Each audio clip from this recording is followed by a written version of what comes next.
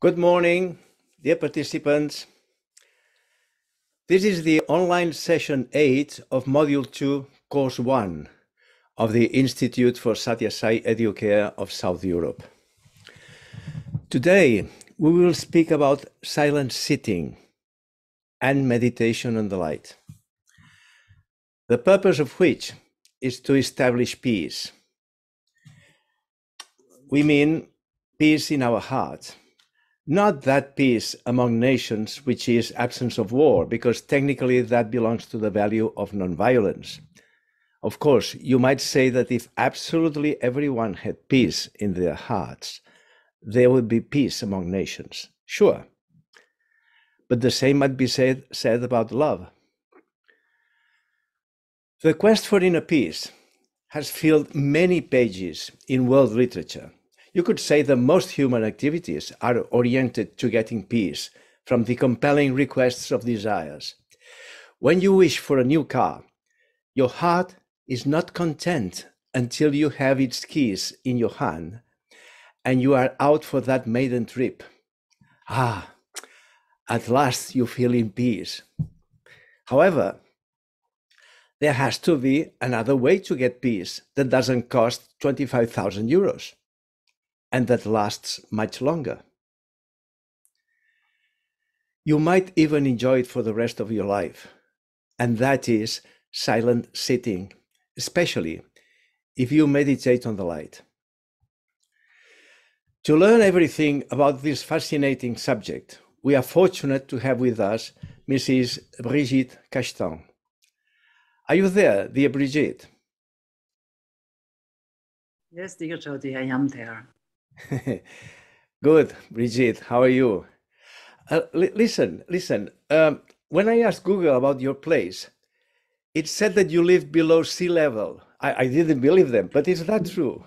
It is just at zero sea level because the Sea of Galilee, the Lake of Tiberias, it's at 212 meters under. So we have to go down and up, and then we get to that place at the end of the world, actually. Very nice, very nice. Thank you.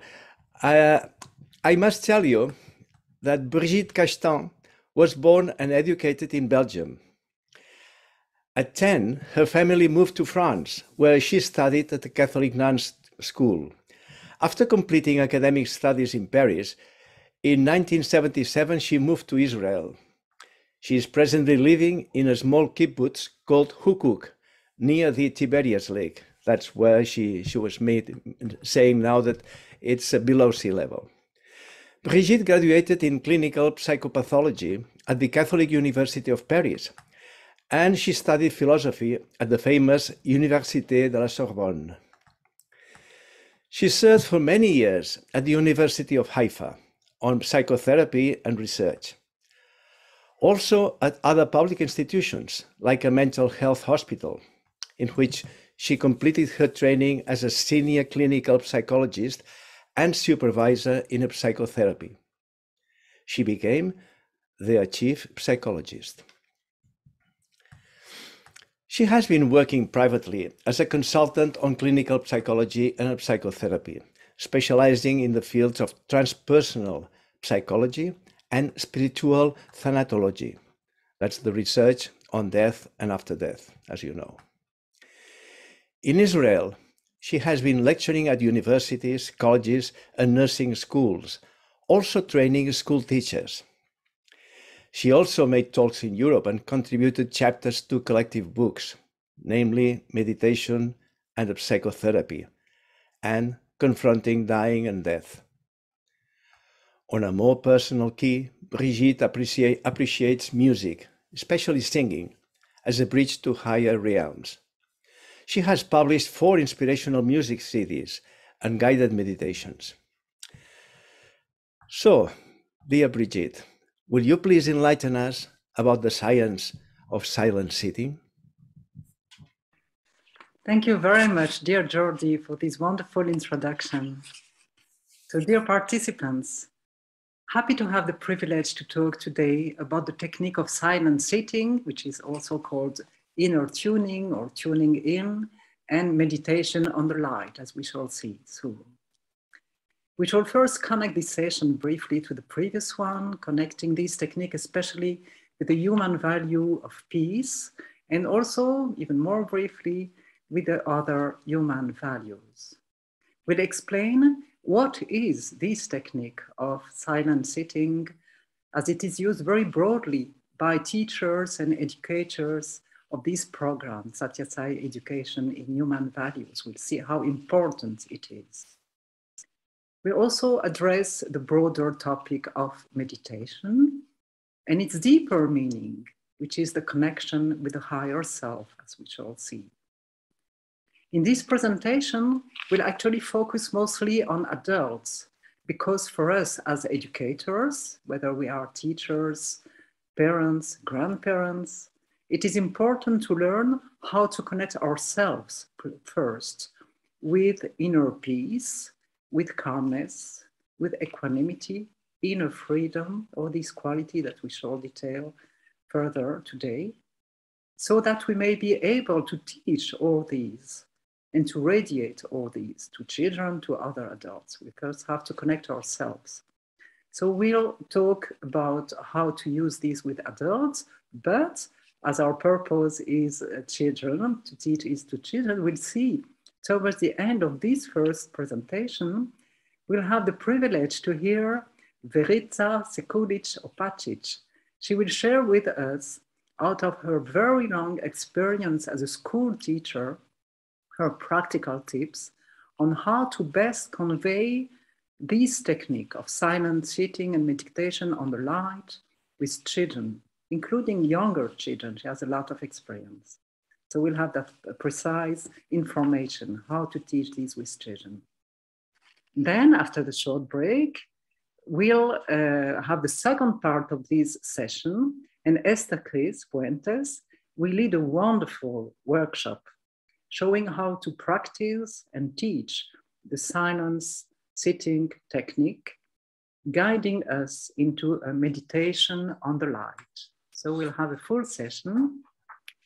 We know that all spiritual traditions adopt meditation practices to foster inner peace, self-introspection, and connection with the higher self, to build awareness. There are many methods of meditations, but our topic today is related to all human values, as we could say as a general introduction, and particularly, as we have seen during our last session with Vaksha, to the value of peace. Because when we learn to sit in silence, we calm our minds that are always on the move, and we learn to breathe better. So we know that this fosters inner peace. As we learn to do this, we become more and more conscious of our feelings, attitudes, behavior, reactions. We move closer to ourselves. And through this silence, we connect to our spiritual heart, which is the seat of all values that we have seen in previous sessions, and it is our truer nature. The outcome is that we develop what we call self-awareness, which is awareness of our true self, of who we really and truly are. So silent sitting and light meditation are connected with all the human values. We'll see how it fosters calmness, harmony, and other sub-values related to the value of peace. But silent sitting and meditation on the light is also directly in connection with truth, the human value of truth. Because as we cultivate silent sitting, we are moving inwards and also cultivating a deeper and truer connection with our higher self as well. So that too takes us towards self-awareness, a fuller understanding about who we really are. So it is connected with the value of truth. How is it connected to the value of right action or righteousness? Because by making it a habit of sitting in silence, of concentrating our mind that is always moving outwards, we connect to our heart, which is the source of human values. And our mind is then less prone to agitation and emotions. And then it becomes easier to act consciously and in a good way, not just react but act from that place of peace in us. So that leads to the right action. When we react, when we act from this place and do not react automatically. The unity we feel in light meditation, meditation on light, enveloping all with light and realizing that the light within us is the same right in all people, creators, planet Earth, and the whole of creation. This fosters this sense of being part of a whole that broadens of circle of love. So it is connected to the value of love. And this builds a non-violent attitude, because when we are one with all that is and conscious of that oneness, how can we be violent and non-loving? So the practice of silent sitting and meditation on the light serve these purposes. Initially, they help us learn to calm thoughts and emotions. Then this develops into mindfulness and make us more self-conscious, conscious of why do I speak this way? Why do I react that way? And that's very helpful for all and for children as well. This gradually develops into a deeper connection with our conscience, which is our spiritual heart, the seat of all human values. And this gradually increases and expands our consciousness, our awareness of the self, which is our true essence. So the connection with all these human values, as we can see, truth, love, nonviolence, right action, and righteousness. But mostly this technique of silent sitting is connected with the human value of peace. And we shall now focus on that and explore these deeper. We know that peace is a goal for all people, as Jordi said previously. Everybody could say, I want peace. But we know that war and strife continue to prevail in the world. And we know that mostly for most people who have not learned to do these kind of processes, there is no peace in the human heart. We know that there is no more and more depression. Depression will be the dominant sickness in a few years. It is already. This lack of harmony can be felt at all levels, in the individual, in the family, in the nation, and among nations. But we know that it depends on us. We can do something about it. Not just say, I want peace, but to learn to get rid of the I, which is the ego, to learn to get rid of the want, which is our desires, and then what is left? Peace. We know that word peace depends first and foremost on our capacity to foster peace within ourselves. And this, we have this beautiful quote by Satya Sai, the founder of this program. We have seen it already in the lesson about peace, but it's important to read it again. When there is peace in the individual, there will be peace in the family. When there is peace in the family, there will be peace in the community. When there is peace in the community, there will be peace in the nation. And when there is peace in the nation, then there will be peace in the world. So we see that we have something to do in this world, and that it is our responsibility to first connect with this value of peace. We'll see that peace is a state of mind. It is related with love in feelings, with a state of emotional harmony and balance, like these stones. Everything could make them fall if there are no harmony and balance. It is related with a calm, balanced state of mind, where we can experience equanimity in any activity. Equanimity is a very important concept. It means equal-mindedness. It means that whatever happens, whatever people do to us, whatever people tell us, nothing should move us from this state of inner balance and equanimity. If something good happens, we should not be too high with it. And if something not so good happens to us, we shall not let it influence us and create a bad state of mind and emotions. That is equanimity. To cultivate that inner state of equanimity, equal-mindedness, and that is the goal of meditation at large. Contentment is a very important concept as well. We all know all these proverbs in different languages and traditions that say that the man who is content and happy is the one that is happy with whatever he has, not always wanting, like Jordi said, a new car, new things, and broader house, like this society of consummation in the West especially has been trying to encourage us to create new needs all the time. So we have to go back to the source, as we shall see.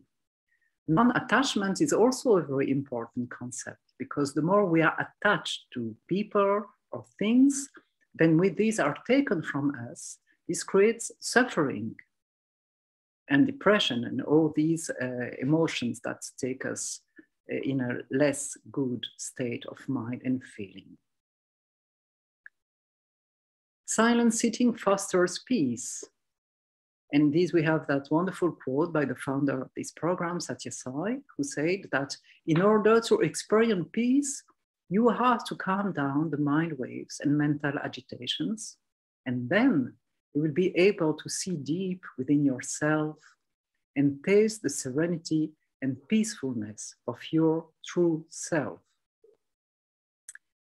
So to foster an inner connection with ourselves and self-awareness, which implies inner peace in education, to maintain it, this means in education to cultivate the necessary life skills to help children develop and maintain a state of calmness, inner contentment, and harmony. And we see here a class of young children, because this can be and should be practiced in a young age as well. And Verica will tell us more about that in a moment. To build peace, it is important to provide children with tools. And these tools, they help the children calm their emotions, release tension in a healthy way, not in an aggressiveness and aggressive reactions toward others or toward themselves, as we see. It teaches them to still their minds. So it is very important tools. And we'll see that one way to calm the ongoing inner flux and stream of thinking and emotions is by learning to sit quietly and watch our breath. There are many information in the handbook of the, as you can see, of the ISSE of South Europe.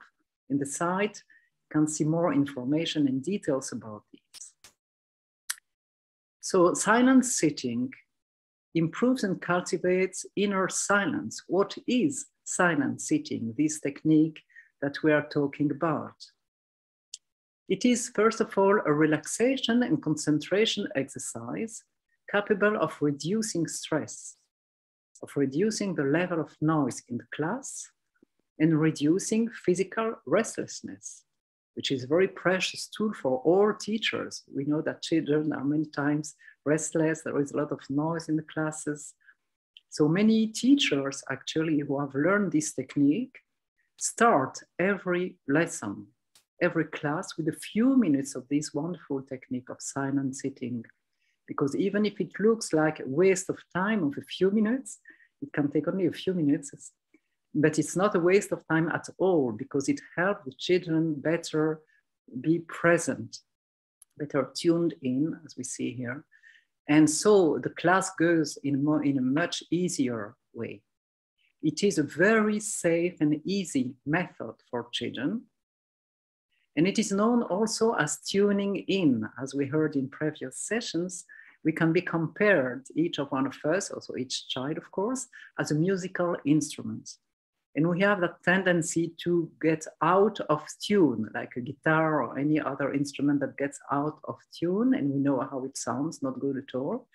So it is our responsibility to bring ourselves back each time that we feel that we are out of tune. Our responsibility is to bring us back to being tuned to ourselves. And this technique is very helpful in that, because we see that it develops the capacity for concentration, intuition, creativity, and quietude. Of course, if there is inner calmness, it can certainly help children get to inner quiet, and then they are more creative and more connected with their inner intuition. So what are the benefits of this technique? Silent sitting improves and cultivates memory, concentration, serenity, balance, self-control, insight, intuition, and inner connection to our inner selves and also in children. So that is the purpose, as we saw, the inner connection to our inner selves. But let's remember, the first step is to help children cultivate silence. And we see these wonderful quotes saying that the very first spiritual practice, what one must adopt, is the cultivation of inner silence to put an end to the endless dialogue with the mind. We know that we have these going on all the time, that inner dialogue with all the voices that are in us, like all the voices, our inner family, like the voice that is criticizing us all the time, or the voice that is pushing us all the time, that you should do this, or you should do this. The inner critic says, why did you do this? And there is a voice in us that is worrying all the time, until we learn all these tools. So Satya Sai tells us, let the mind rest for a while. The mind is compared in India, where there are many monkeys, it is many times compared to a mad monkey that jumps from one place to the other. And we have to tame that mad monkey and to give it a tool. The quote goes on saying, keep the mind calm and clear. Do not agitate it every moment by your non-stop dialogue. This we all know how to do. Now we have to learn, and then we'll be able to teach others how to stop that inner non-stop dialogue. Another quote by Satya Sai says, when you practice silence, you can easily experience peace of mind, which is what we all want, actually, peace of mind. And then love manifests from peace. Realization of the power of love is actually the true aim of meditation. When the mind withdraws from the external world, the tongue also becomes silent and all senses follow. That is genuine silence, not physical silence outside, because that is difficult sometimes to attain, but on the opposite, in the middle of noise, in the middle of whatever is going on around us, we can learn to reach genuine inner silence of our thoughts, of our emotions, of our mind. And then when silence is practiced, bliss will manifest itself, because we see how this silence can guide us to our own reality. Another quote says, contact your own reality in the silence that you create by quietening the senses and controlling the mind. There is a voice that you can hear in that silence.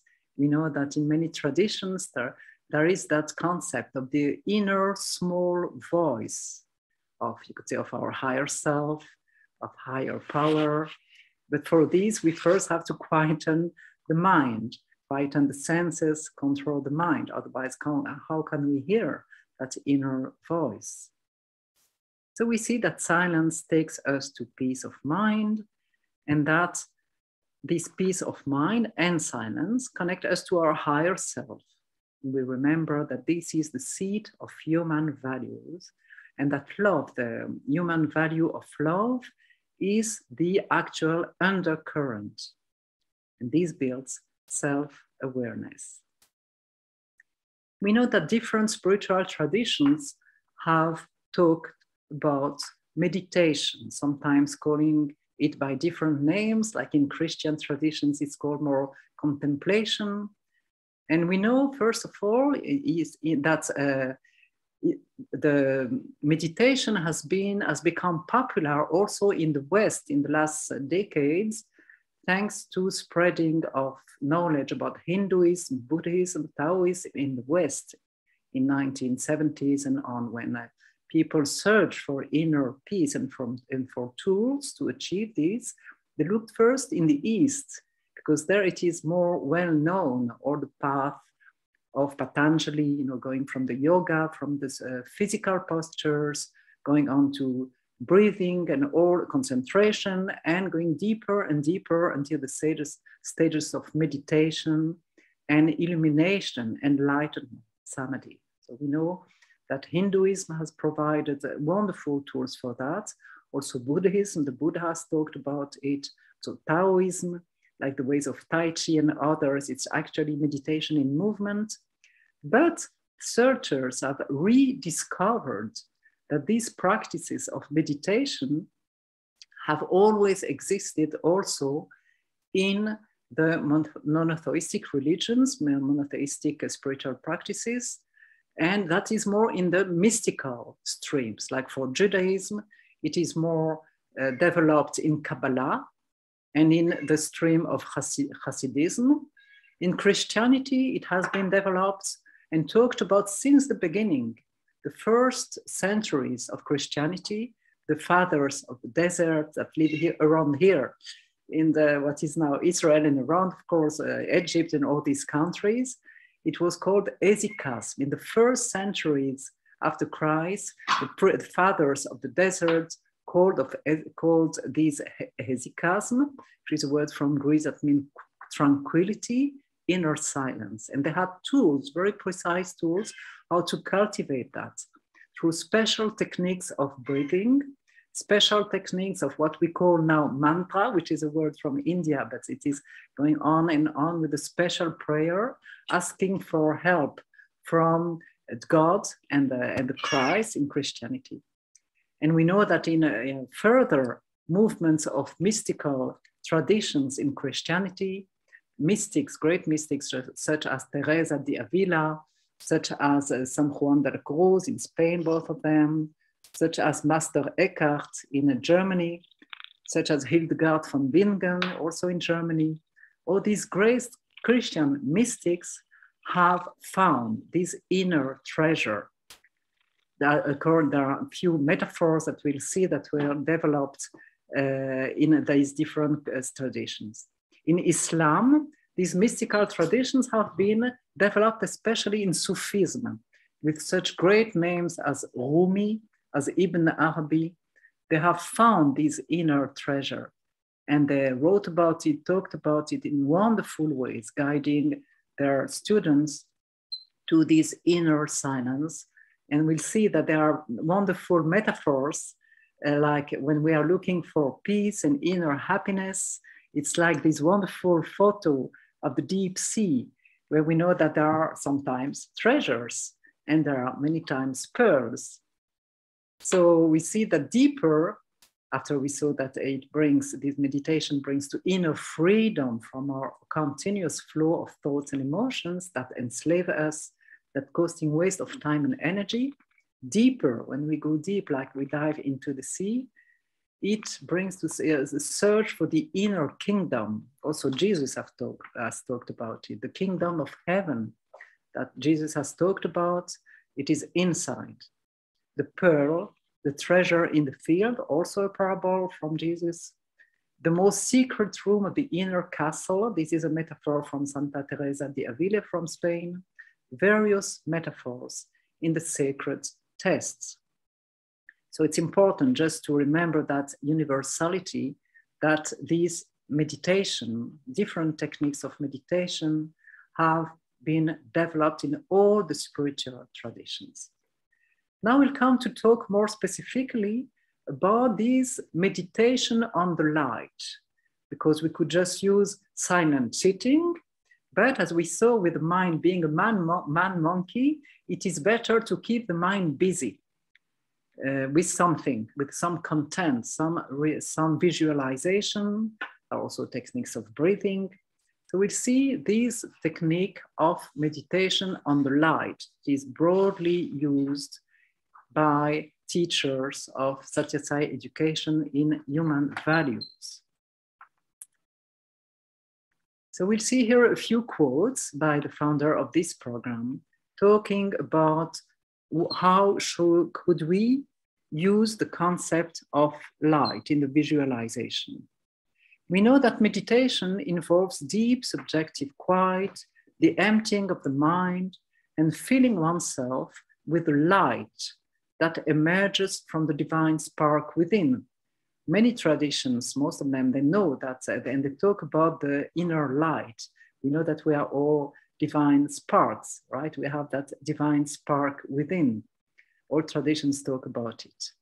And as Satya Sai wrote and said, he recommended highly that practice of the meditation on the light. And at the end of it, that we'll see in the second part of this session with Esthercris, we say, first, we are in the light, then the light is in us, and at the end, we are the light. It's a very powerful technique when we learn to disidentify from what we are not or what we are temporarily, like our thoughts, emotions, or the worries that we have, or the fears. And we need to identify progressively with what we truly are. And the light is a very powerful concept. We know that in many religions also the light is identified with God. The light is used with divinity, with our higher self. And progressively, as we'll see again in the second part of this session, the same divine light is present in everywhere, in everyone and everywhere. We see that after we feel and experience the light in ourselves, this technique brings us to spreading the light around us in broader and wider circles until that includes the whole of creation. And that brings us to the insight and the experience of the unity between us and the whole of creation. Like these words, you are in the light and the light is in you. And finally, you are the light. So we'll see that this technique is safe and sure. It is very universal. The concept of light is very universal. It is very effective. And it leads us directly to the goal being the realization of what we truly are. And now, at that point, we'll invite Verica, Sekulic, or Patic to share with us her very broad experience with children, including small children. How can it best be done and share with children? It will be very practical tips, excellent tips after all these theories. Now we'll invite Verica to teach us these few tips. How do you do it with young children? Dear Verica, please, you are most welcome to come and teach us how do you do this with young children. Thank you, dear Brigitte. I will now be very concrete. I will tell the things which concern very early age, because this is the age when we can start with this technique of turning inwards. But we have to be very careful, to be very gentle and positive, so that children can have a very nice experience. It is very important for them to like what they experience. If they like it, they will again ask for this to repeat. As they like, sometimes when they like some games, they always ask us to repeat the things they like. So it is very important how we approach them. We should have in mind that little children have very short attention span and that we cannot do classical meditation with them. We can start with only a couple of minutes and that would be enough, because they will learn how to turn inwards. Sometimes small children are even afraid to close their eyes, and they are not capable to sit in silence doing nothing. So we have to make some atmosphere in which we will make some catches and help them connect with themselves. It is very important how we talk. Our tone of voice should be low, and in this way the children will feel relaxed and they will listen to us more carefully. Also, we can tell them that this turning inwards into the silence can be something very mysterious. We can invite them to explore this inner space with their eyes closed. If they are too afraid to close their eyes, we can tell them just to put their palms on their hands. We can tell them even to rub their hands so that they are warm and cozy, and in this way they will feel this, they will have this pleasant experience of warmth and won't be afraid to do it. And also we can use some catches to help them focus from the inside. These catches can be connected with their senses. If they close their eyes, they do not see anything, so we can use the sense of hearing. They can sit with closed eyes and listen to the sounds. First, we tell them to listen to close sounds around them. Then they can listen to the sounds which are more distant. And in this way, they will calm their senses as well. And they will be very careful to catch those sounds. The other focus can be on breathing. They can inhale and exhale several times with instruction to feel the energy entering their body, going out. We can give them instruction to leave all their troubles and worries while exhaling. And also, small children need to be in connection with their physical body, so we can tell them to put their hand on their heart and to feel the energy which is raised while breathing. They will like it. They will feel like we can give them instruction that they can feel a little sun inside themselves. This warmth will also make them feel relaxed.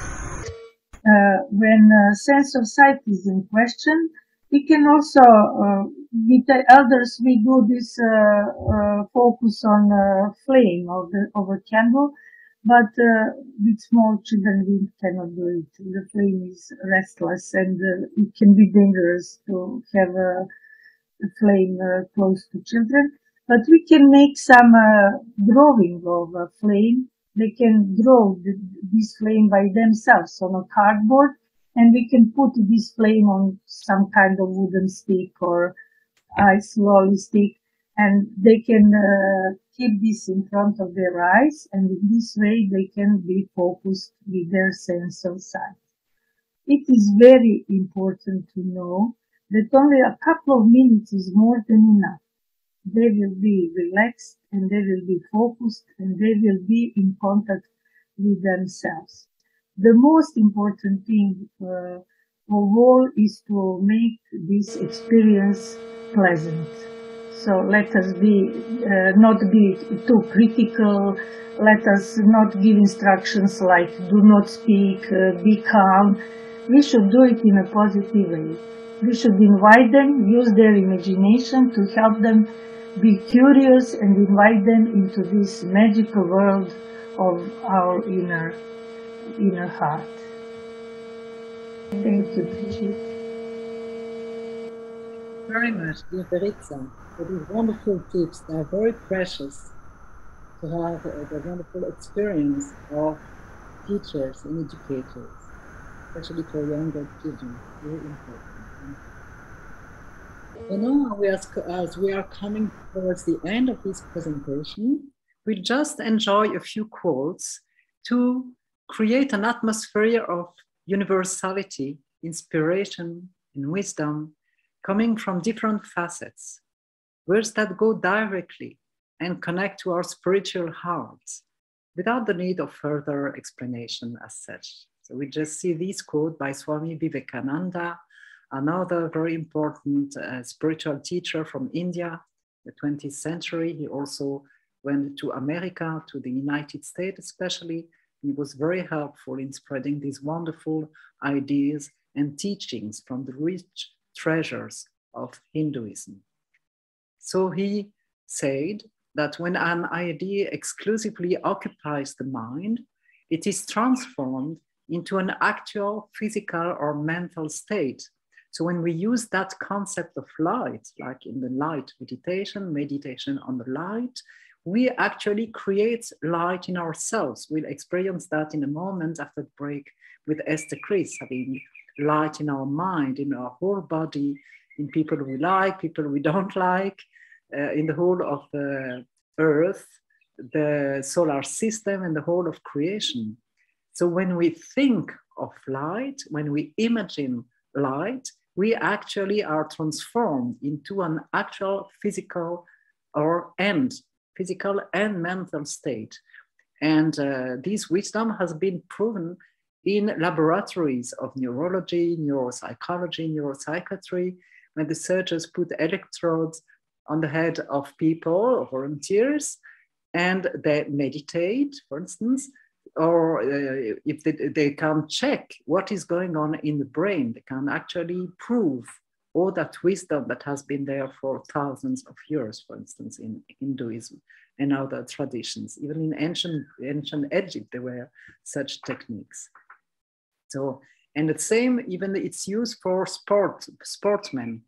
If they have to prepare for a slalom in ski, so they are shown in a laboratory with electrodes on their heads to check. They are shown, for instance, what the slalom course will be, and it has been proven that it does improve their performance. In the next day, they have an important competition. They are trained with a computer, for instance, with a screen. And for the brain, what we imagine has the same effect as what is actually happening. So we'll see that great responsibility that we all have. How do we use our brain? We'll see the next slide. That is very also very enlightening by the Buddha himself, who say that we are shaped by our thoughts. We become what we think, that same idea. So when the mind is pure, joy follows like a shadow that never leaves. So we see that responsibility that we have to create light in our brain and peacefulness, and all we have talked about. And then another quote, very beautiful, from Martin Luther King, that everybody knows. Even he was talking on the political scene, but he encouraged his followers to have that insight and that understanding. He was a minister, of course, connected with spiritual knowledge. So he said that darkness cannot drive out darkness. Only light can do that. And hate cannot drive out hate.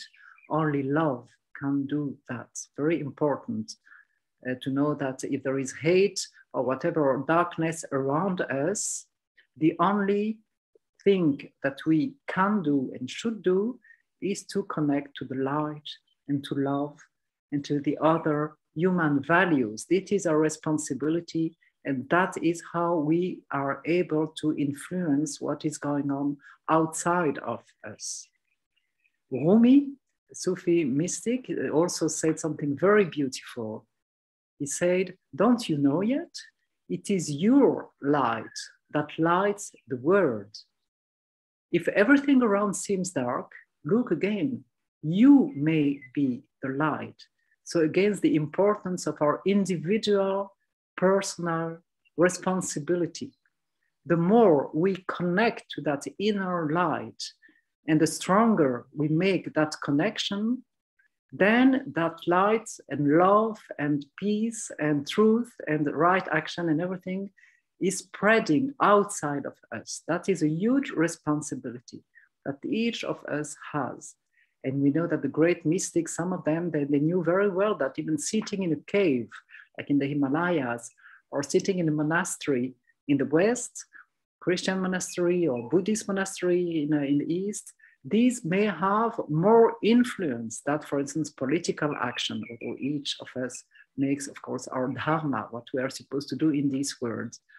But looking for the light inside, reinforcing it, making it stronger and stronger, more and more intense, this is what can influence what is happening, as we said before, in our family, community, society, country, between countries, in the whole world. So it is a huge responsibility.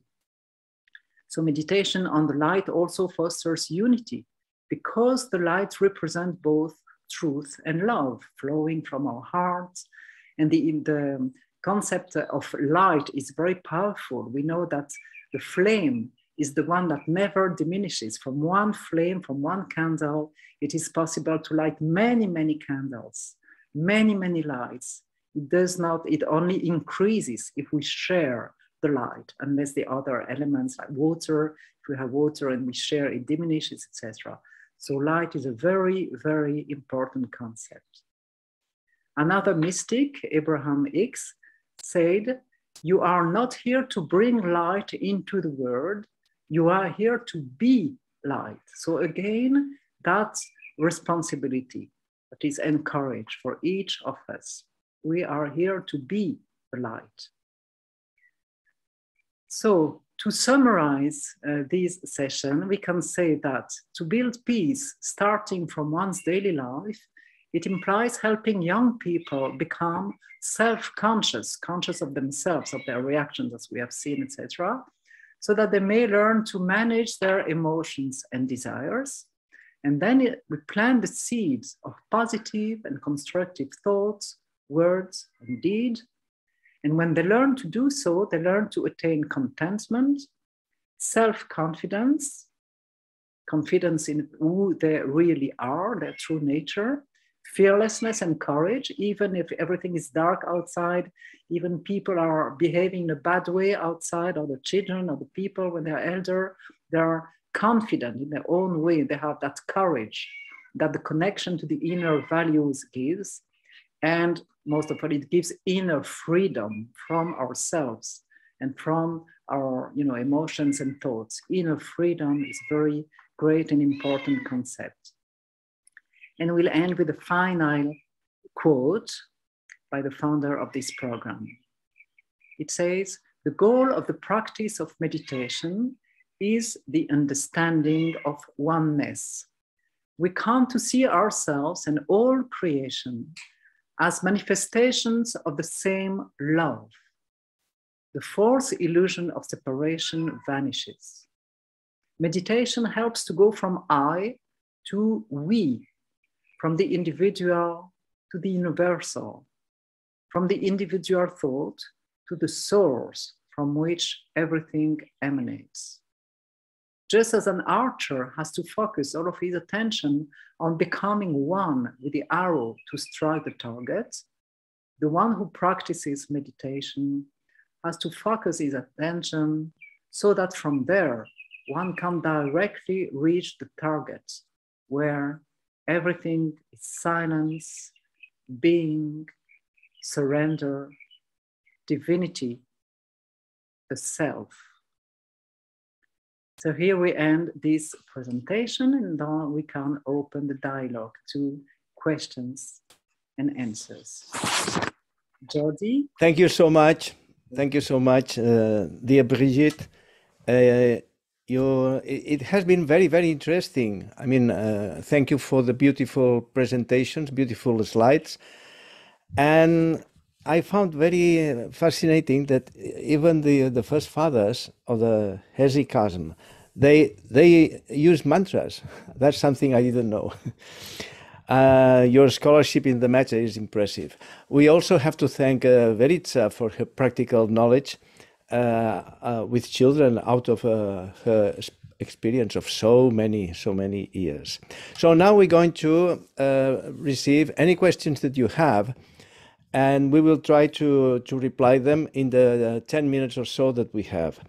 So please, on the chat, I can see that there is a thank you, the wonderful presentation. Thank you very much for inspiring presentation. Excellent, beautiful presentation. Everybody is saying thank you. Have you got any specific questions that Brigitte or eventually Verica might reply?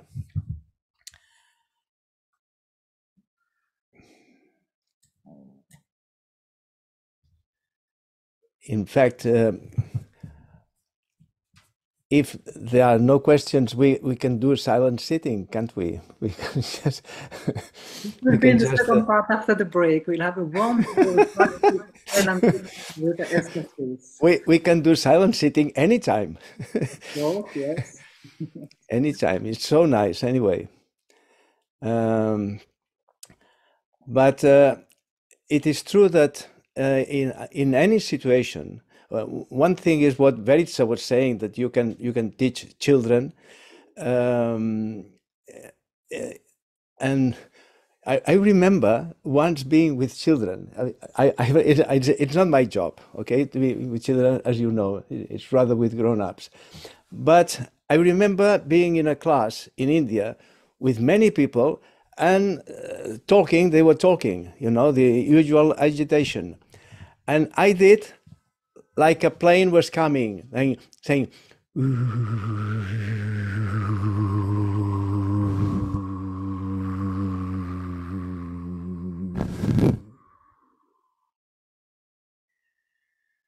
And suddenly silence was created. And it's just bringing a focus, to focus the mind on something, and then the mind gets interested by that little thing, and it stops. It's nice, isn't it, Brigitte? Dear Jordi, there is a question on the chat. Yes. Now we have, do you have a specific idea to help teachers, help children get to focus? This we heard from Verica, I think, and we'll hear after the break how Esthercris beautifully guides these guided meditations. So that will give us ideas on how to do it. And Verica gave very specific tips and tools how we can help children focus. There is another one. Why do people sometimes, why they are afraid of practicing meditation? Yes, thank you for this question. Well, I think that that's because in our Western societies especially, we are not encouraged to go inside. We are encouraged to go outside and to look for happiness in material things. To have our society of the consummation is unfortunately developing needs, even with children. You know, children are brainwashed by all these advertisement society to believe that if they have these specific whatever shoes or shirts or something fashionable, then it will make them happy and lovable, then people will help them more. So that is why this program of Satyasai education in human values, and in this case, this technique of silent sitting, we'll see also the other techniques in the following sessions, of course. This is a great help. It gives tools to help people sit quietly. It's very simple. The concept of light is universal, so it doesn't create fear. It's not some esoteric Eastern technique that somebody could be afraid of because it's foreign to their culture. And I think it is also because in the West, the three main monotheistic religions have lost contact with their roots, which is why in our times we have the privilege to have access to all that knowledge of what the fathers of the desert said almost 2,000 years ago, and the other mystics, like we said in Spain, Teresa de Avila, San Juan de la Cruz, Master Eckhart in Germany, Hildegard von Bingen, etc. We have that huge privilege to have access to all that esoteric, or let's say mystical knowledge, all these valuable insights and practices. So I think that if people are made conscious of that knowledge, that also people from their tradition, Judaism, Christianity, Islam, encouraged people to get to go inside and to get in touch with that inner silence and inner quiet, that could be very helpful to say, as we said before, it's not just something in India, it is in our Western cultures as well. If people might be afraid to adopt practices that are not suitable in their own religions, they might be afraid to do something that is not in line with the founders of their religion. So we can share that knowledge. Thank you so much. The person who asked that question is one that the name is DJY plus PA8, something like that. Could that person kindly write, rename herself or himself? And we have another question. Kindly share with us, when is the best time for us adults to practice meditation daily? Well, there are very precise advice from the founder of this program, ISSE-SE, which is in line, of course, with other traditions as well, as we know, and other spiritual teachers. The best time is like half an hour in the morning, at the early hours of the morning, between 3 and 6, because then everything is quiet, and again, half an hour in the evening. So it's not very demanding. It can be done, and best, of course, when the house is quiet, when the surroundings are quiet, when there are no demands from our families or surroundings, or no phone ringing, is the best time, between 3 and 6. It's the best practice, and it is encouraged to do it every day at the same time and the same place. And even if you are out of town, of our house, if possible, to sit at the same time and imagine that we are sitting at our usual meditation place. That routine, inner routine, creates good habits, and then it is easier and easier to connect with that quietness inside. Thank you.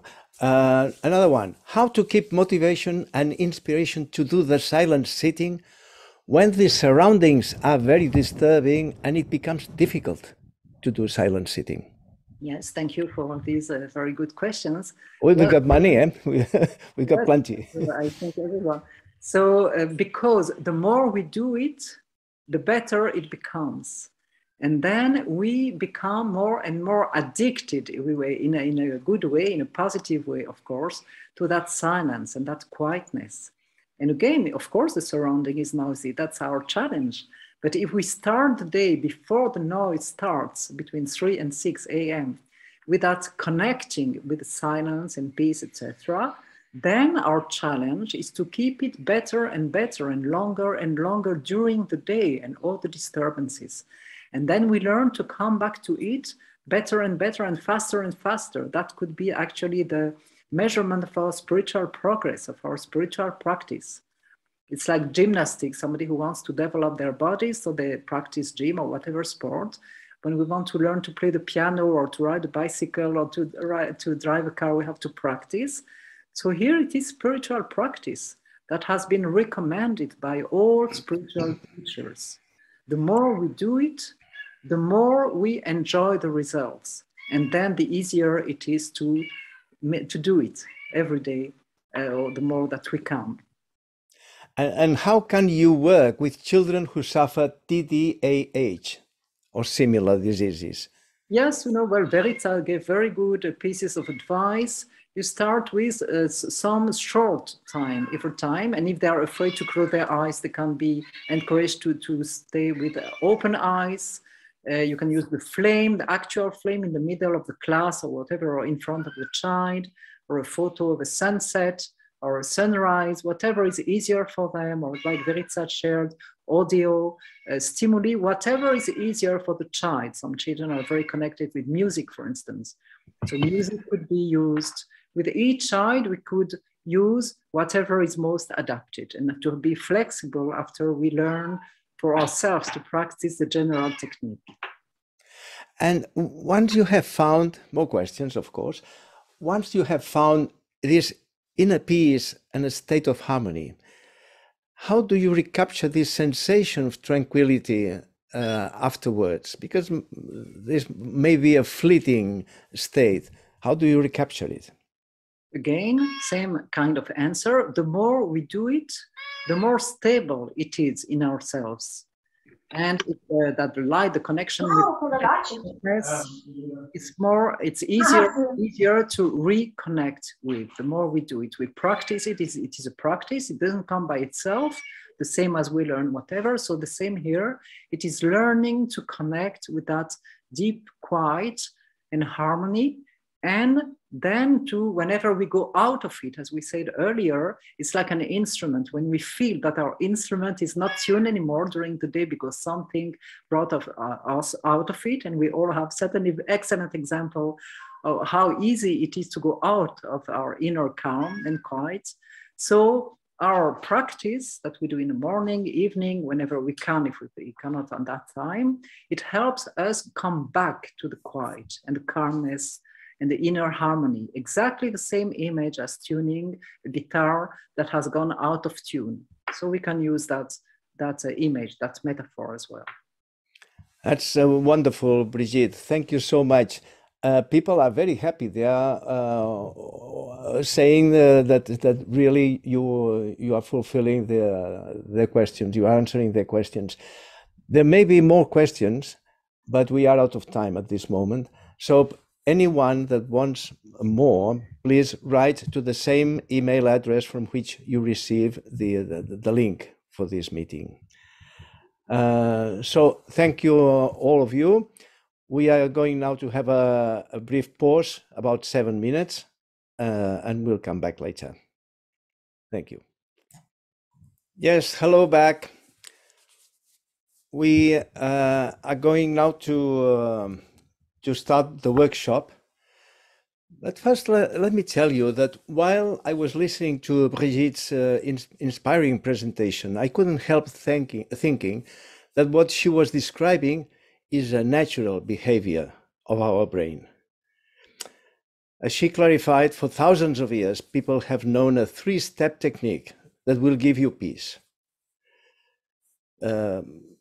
Step 1, you focus your mind on something appealing enough that makes concentration easy on it. For instance, a flame, a sound, your breath, even your feeling of love, movement.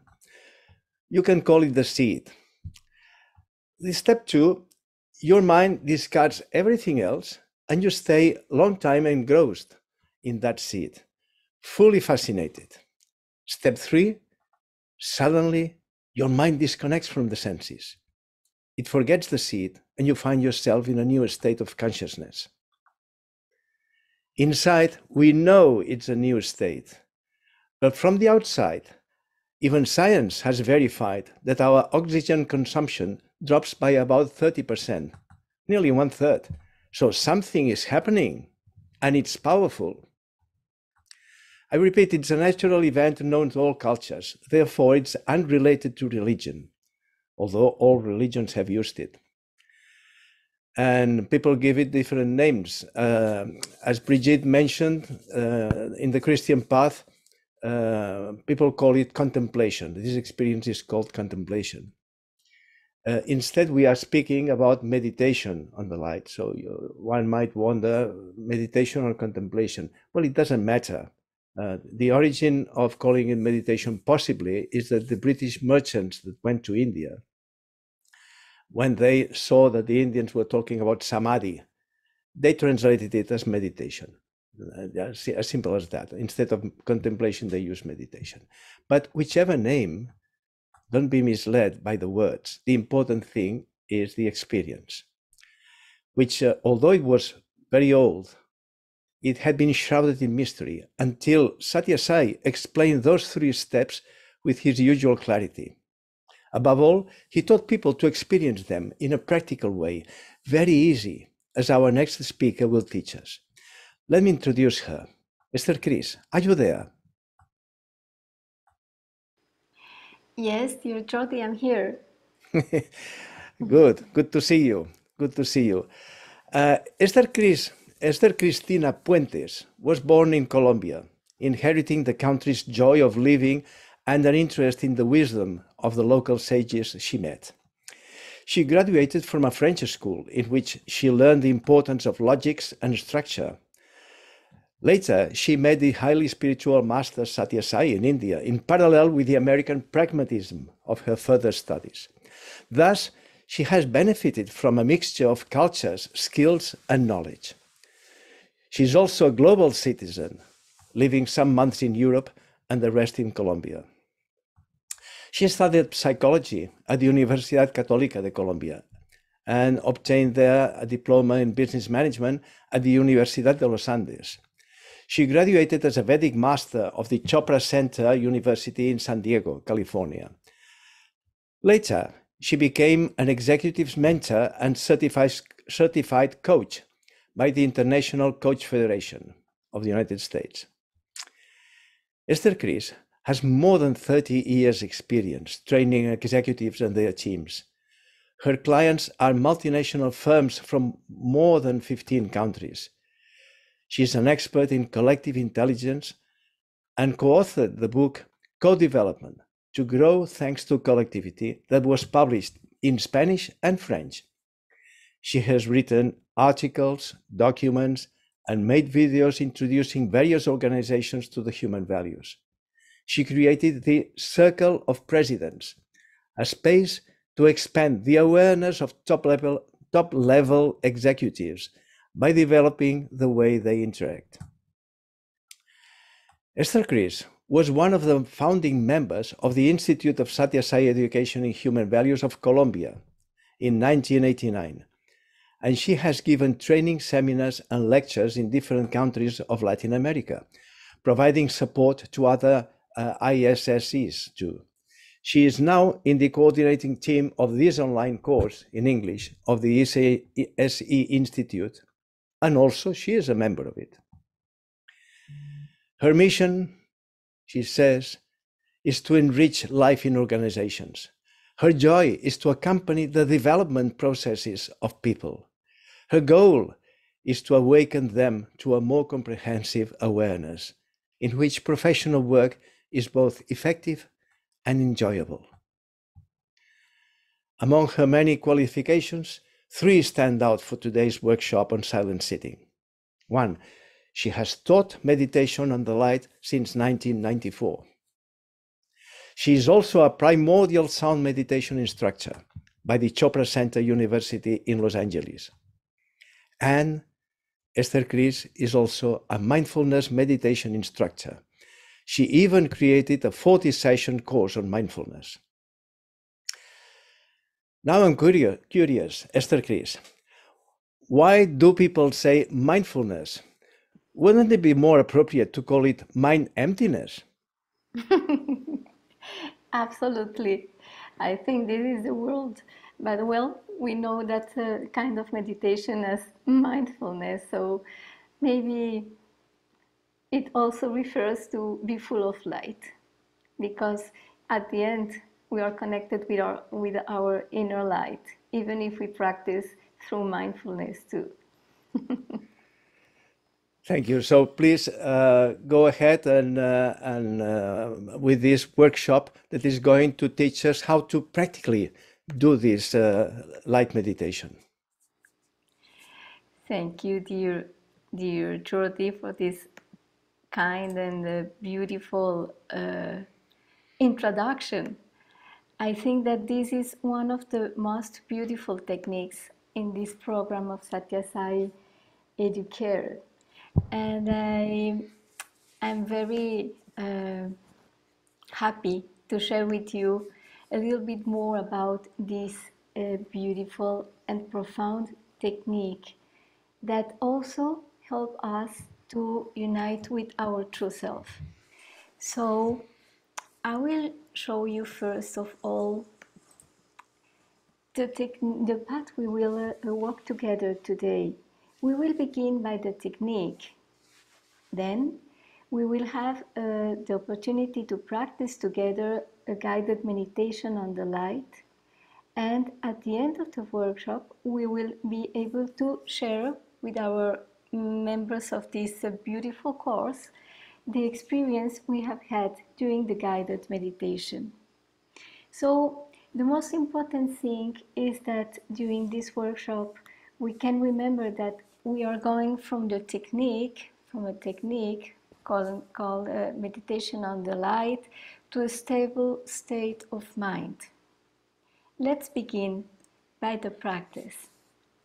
First of all, just remember that meditation on the light, as Satya Sai, his creator, says, is a sacred practice, as it allows us to encounter our true self.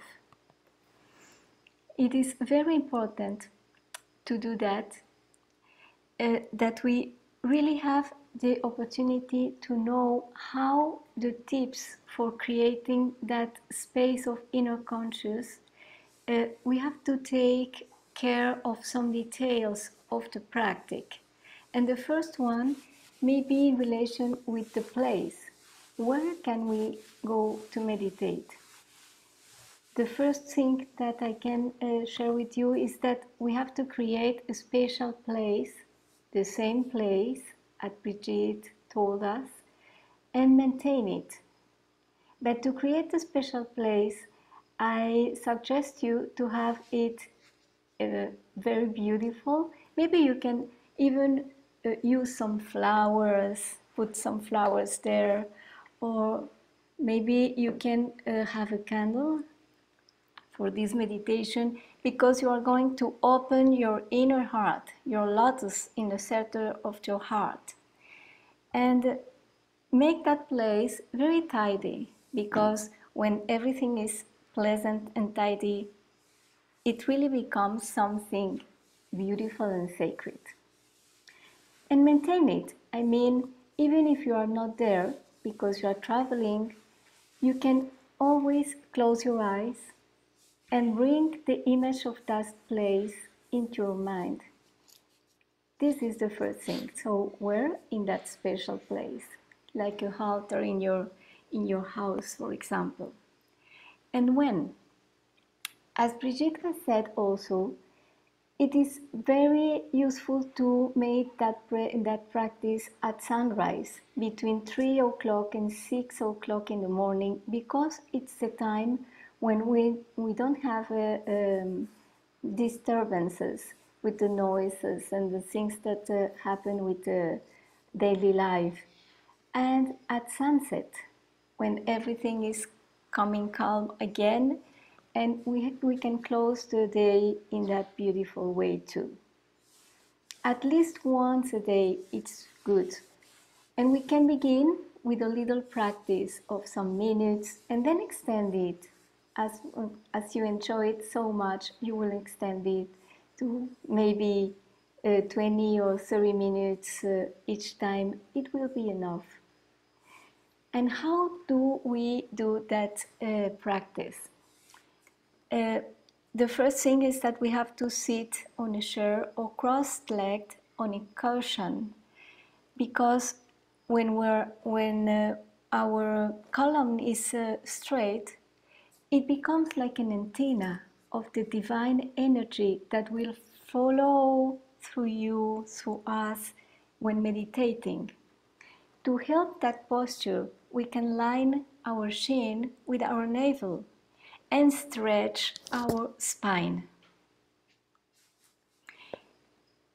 Take into account that you have to be very comfortable. If not, you will be distracted.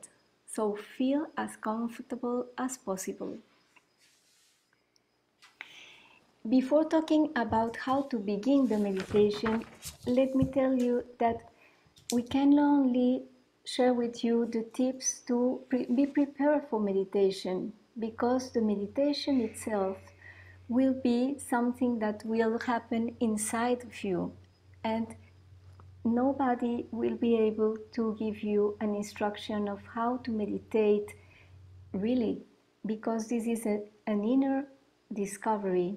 This is an inner path that you will follow as you once and again go and look for that habit that you are creating by choosing a special place and doing the right position in your body at the same time.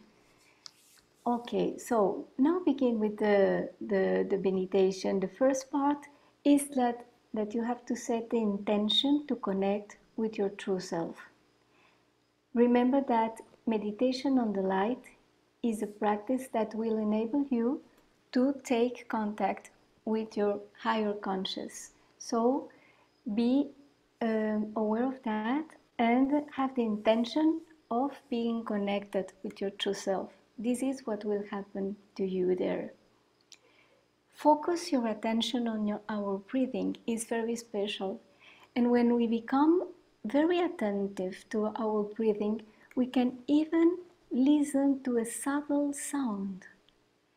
When we inhale, it will sound like so, and when we exhale, you will listen like hum. This is like a whisper.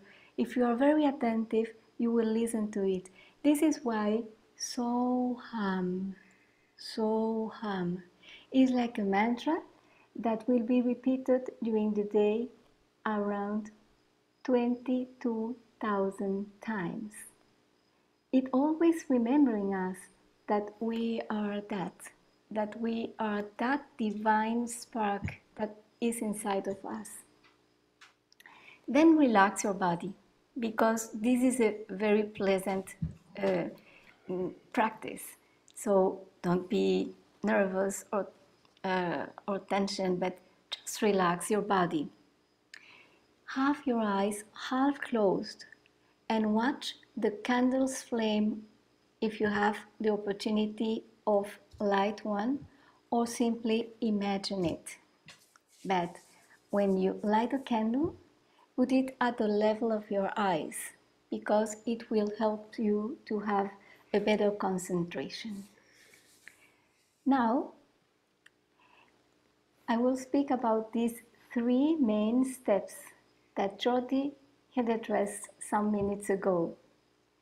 And for me, the first part, when we are concentrated in the flame of that candle, and when we are thinking, I am in the light, is the part of the concentration. When we are concentrated there, we are training our mind to be focused only in one point. In this case, since we are doing a visualization for meditating, we are focusing on the flame and its characteristics for a few moments. Then the second part is the light is in me. This is when you are going to bring the light in your body, inside you. And you are doing that with so much attention in a sustained way that in a moment you will be absorbed by this light. And then you will, like sleeping in the last part, that is the meditation itself. I mean, when I say I am the light, you really are disconnecting your mind from the senses that were so awake during the first part of the meditation when we say, I am in the light.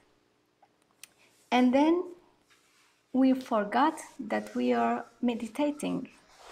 And when we forgot it, it's like we really emptied our mind and there is no thought, there is no action. There is only this encounter with your true self in silence and full quietude. So, those three steps are very important, and this is the way as Satya Sai teaches us that the meditation is going on when practicing meditation on the light. At the end of the meditation, that is very, very, very important, that moment, stay silent and immersed in the infinite light, because this is the part where you really are aware of your true self. When speaking about meditation, Satyasai says, when we think about meditation, there are three things involved. First, there is the person who meditates. Then, there is the object of meditation. And finally, there is the process of meditation itself. In true meditation, all these three elements merge. The person who meditates is totally identified with the object of meditation, in this case the flame, and is not even aware that he is meditating. So, his attention is so full that he loses his own identity and forgets even the involvement with action. That is, the one who loves, the loved, and the process of loving are one. But during the day, what will happen? We will be aware of that light that is inside of us. And Satyasai says, whenever and wherever you put yourself in touch with God, that is the state of meditation. So during the day, we have to maintain the light in our hearts. Because if we do that, we really are the light. Like Rumi says in that beautiful quotation that Brigitte uses some minutes ago. So let's now go and meditate together to have the experience. Because as I told you, we can give you some tips to do the meditation, but the real experience, what happened inside of you, is your own experience. So let us do this practice together.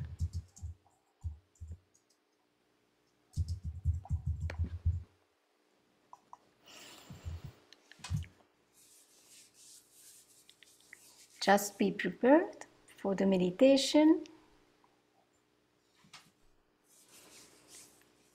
Let us sit to begin straight for meditation on the light. Hands relaxed on our lap. Take a few deep breaths. Breathe slowly and deeply.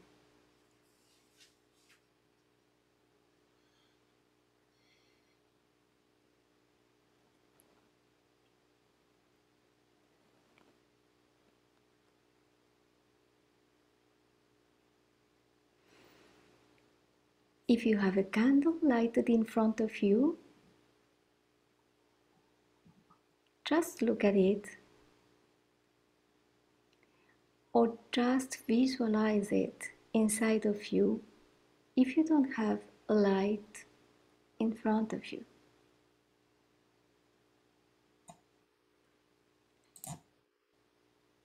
Contemplate the brightness, radiance, and warmth of this beautiful flame.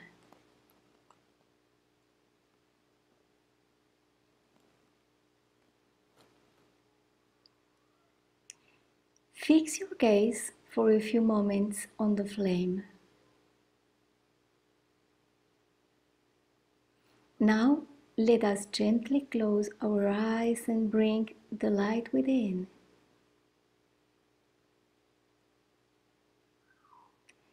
Let us watch this light illuminating our spiritual heart in the middle of the chest. Imagine that the petals of the lotus bud open one by one, bathing in light every feeling, emotion, and impulse, and driving away all darkness.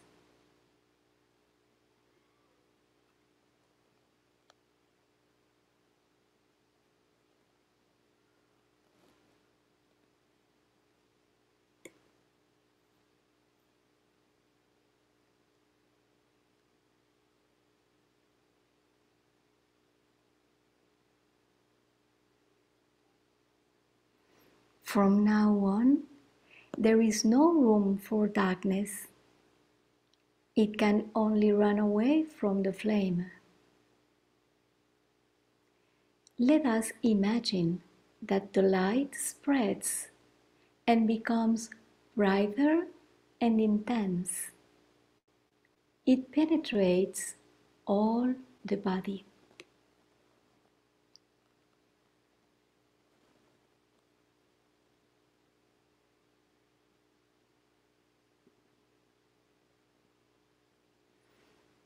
Our hands are full of light.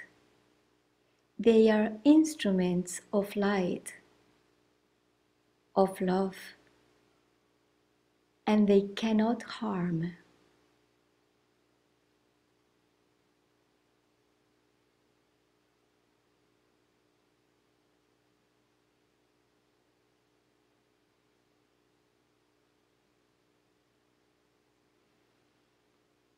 Our feet are full of light, and they lead us down the right path to our noble goal.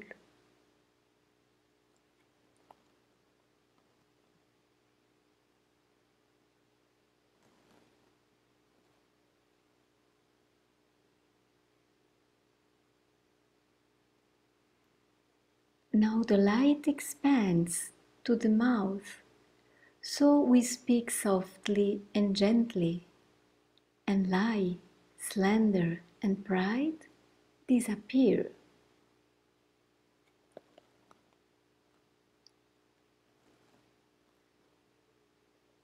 The light spreads to the eyes and ears. All negative desires are now eliminated by the shining light of wisdom and virtue.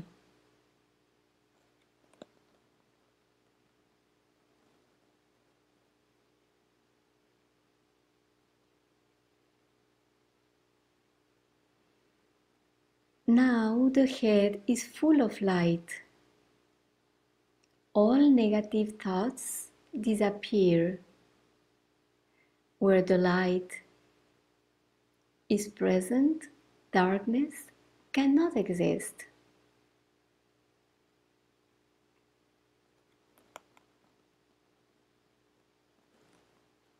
The light within becomes more and more bright and intense. Let it shine all around us by surrounding ourselves with the light of love.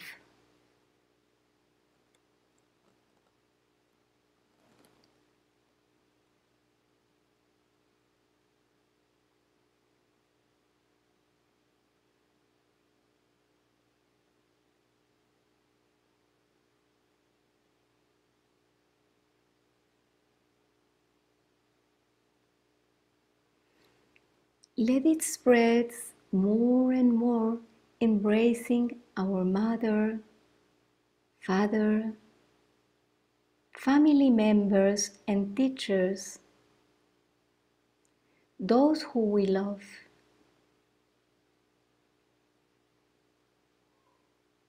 Our friends, our acquaintances, but also strangers, people we have difficulties with, and all the living beings all over the world. Plants and animals, and all creation.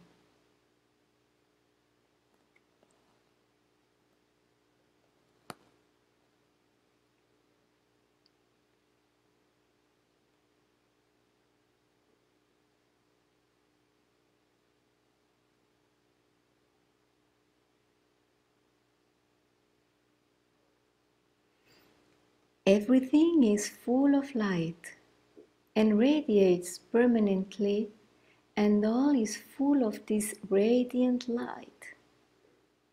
That light does not diminish and continues to expand without limits. experience the omnipresence of this light and feel I am in the light. The light is in me. I am the light.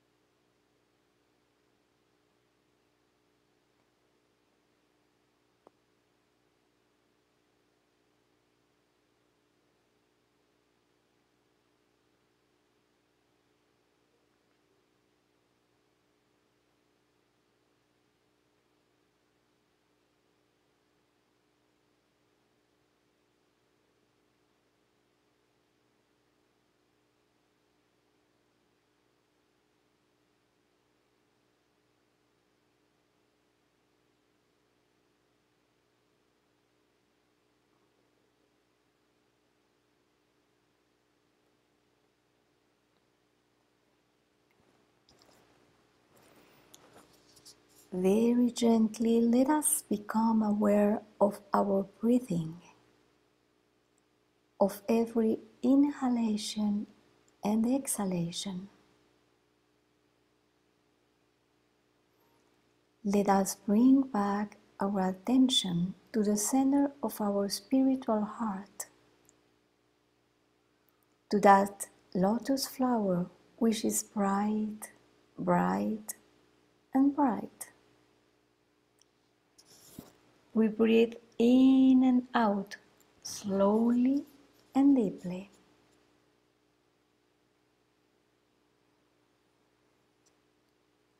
Smile and make sure to maintain during the day the determination to keep this lotus flower radiating light, so that we relate to everyone and everything from our true essence.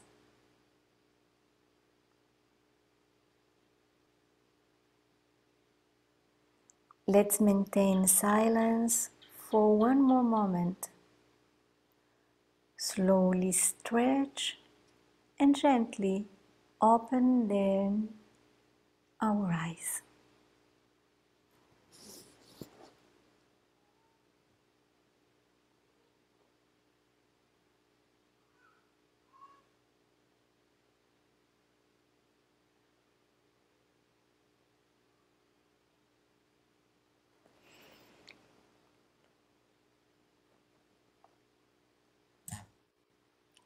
Satyasai advises us, do this every day, regularly, for as long as you enjoy it. Do it seriously and systematically, and the time will come when you will no longer have negative thoughts or bad thoughts, no longer the desire to read invaluable books, eat or drink what is harmful. You can no longer deal with things that are unloving and demeaning. You will no longer be able to contemplate doing what is wrong, humiliating, or unjust. You are now in the kingdom of the divine, in peace beyond words. Stay in this wonderful state. See the light. Be the light, everywhere and for all. Light is God. God is light. Light is love. Love is light. When light meets light, there is nothing but light. There is no barrier between your light and his light. They merge in one.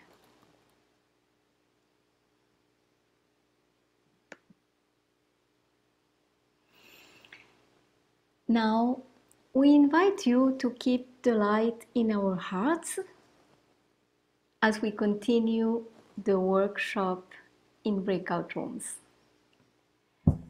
And this is the task for the breakout rooms. We have two things here. First of all, please share your experience during the guided meditation.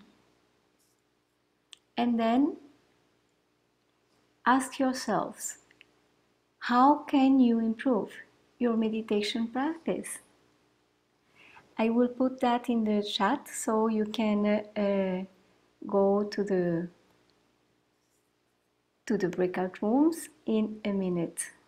Let me share with you in the chat the activity. We will have about 15 minutes for the breakout rooms. Perfect, dear Jordi. Only 15 minutes? Good. It's sufficient for exchanging our experiences. Good. Perfect.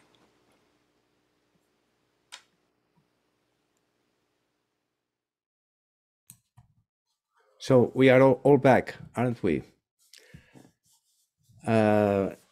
If you have any comments that something that you want to tell the organizers, or that you want all participants to know, you can write to us to the same address you know, and we will disseminate it to everybody, or eventually we will reply any questions that you might have.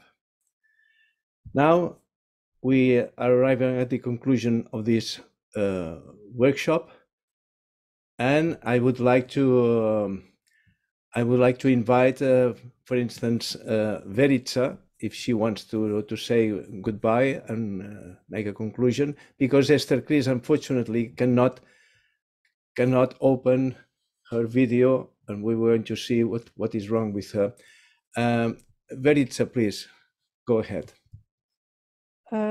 This was today a beautiful happening with presentation and with our meeting meeting together in our chat rooms.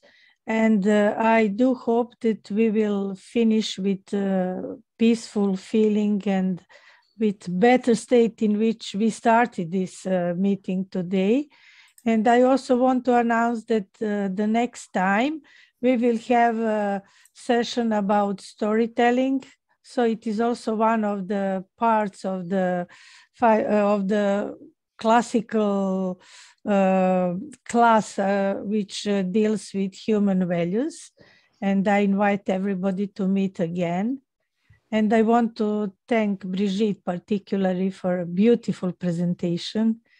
And I think maybe you would like to finish the whole session, Brigitte.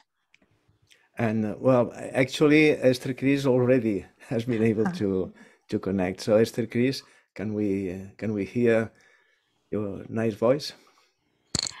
Thank you, dear Jordi. I was so pleased to listen to the persons that enter into the breakout room it was very good to listen that they were happy with the guided meditation as an experience, and I'm very happy to had the opportunity of being again here with you because I didn't have the audio or the video on. And well, I think that Brigitte made a great presentation, and Verica also gave us so beautiful tips. And the practical part is something that we really need to go inside, uh, like integrating all the presentation and the tips, and with the practice, the light is inside. So now, Brigitte, please. Yes, thank you, dear Jordi. Thank you, dear Verica, for your words. And thank you, dear Esthercris. I enjoyed very much what was said by Verica and Esthercris. I think it helps us learn how to practice this technique with ourselves, what Esthercris told us, absolutely beautiful guidance. And we were able to experience that, and what Verica told us to help us do it with younger children, with children. So I really trust that with that help about how to practice that, there will be less and less fear to practice meditation, as it was asked by some of the participants. How can we help people not to be afraid to do that with ourselves first and with others? And we got beautiful tips how to do that. I think I will adopt Esthercris' voice and guidance in my personal practice, because there are a few versions on the internet, on YouTube, but I think that is the best of all. So thank you to you all. And thank you, dear Jordi. Thank you, Brigitte. Now we're going to conclude with a very nice song that I recommend you to listen to. And afterwards, you remember that within a fortnight, on the 12th of February, we're going to meet again, that time for the technique of storytelling. Thank you, and have a nice weekend. Thank you. Thank you to all. Dear George, you are muted. I'm sorry, I forgot to open the mic. I would like to express my sincere gratitude for this wonderful session. We're very thankful to Brigitte, to Verica, and Esthercris and Jordi for a session full of light. It's really wonderful to have this practice, and I will suggest, as everybody said, to make it very regular in our life and to bring more and more light within. This is the only way to be able to spread it without. Either it is in a school with children or in our family, our daily life. And this is a really gift given by this program, by the founder of the program. It is a universal practice, which is the only way to bring light. There was so many beautiful quotations that we saw, and one of these was that you are not here in order to, how it was, Brigitte, to bring life, to bring light, but to be the light. So let us be this light. Thank you very much.